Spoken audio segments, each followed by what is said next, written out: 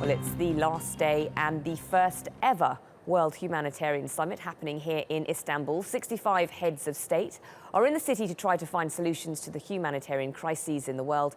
We can speak to Natasha Exelby. She's covering the summit for us. She joins us live. Natasha, we know that Turkey plays host to 3 million refugees. Many of those refugees have also made the route towards Greece.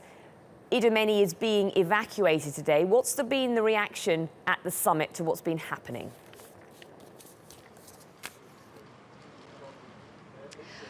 Well, there's quite mixed opinions. People are very much in two minds about this. Their first instinct is to welcome the fact that people are being evacuated.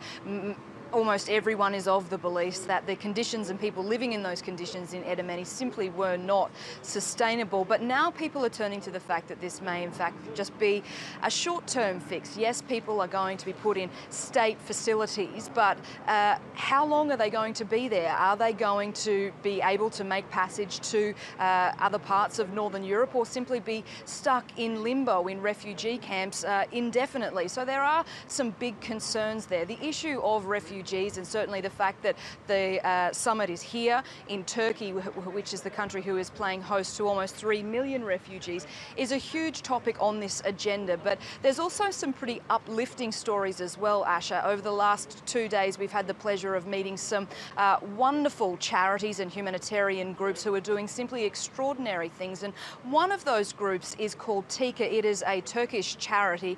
They've been doing amazing things throughout places like Somalia and Afghanistan, where they've built more than 100 schools and hospitals. And we're lucky enough to have one of the directors of TIKA join us now. Mehmet Yilmaz, thank you so much for joining us.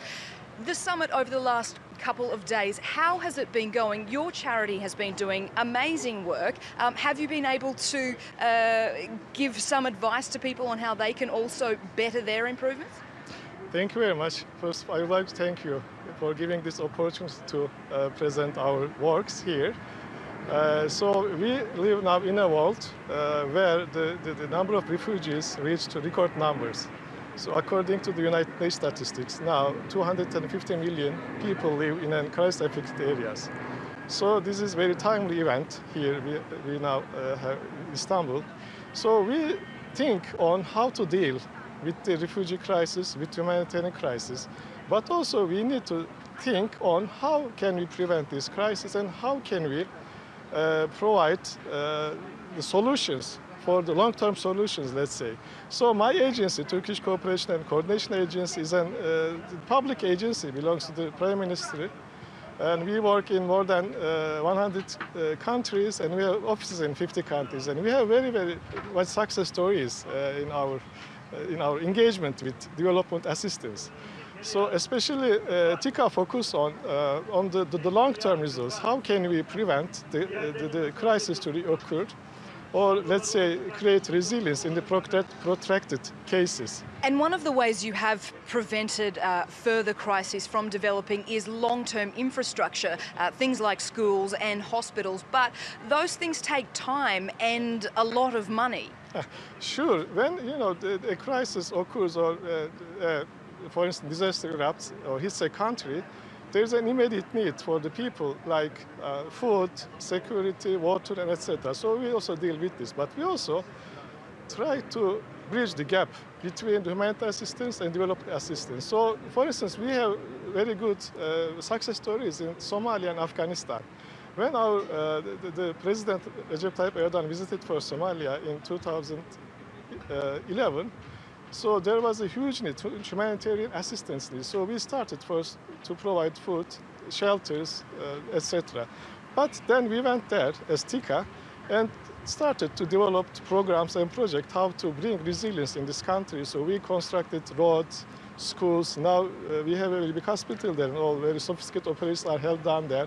For instance, the city had no lights. Even we now set up the city lights, and you can see a modern city there. We constructed roads.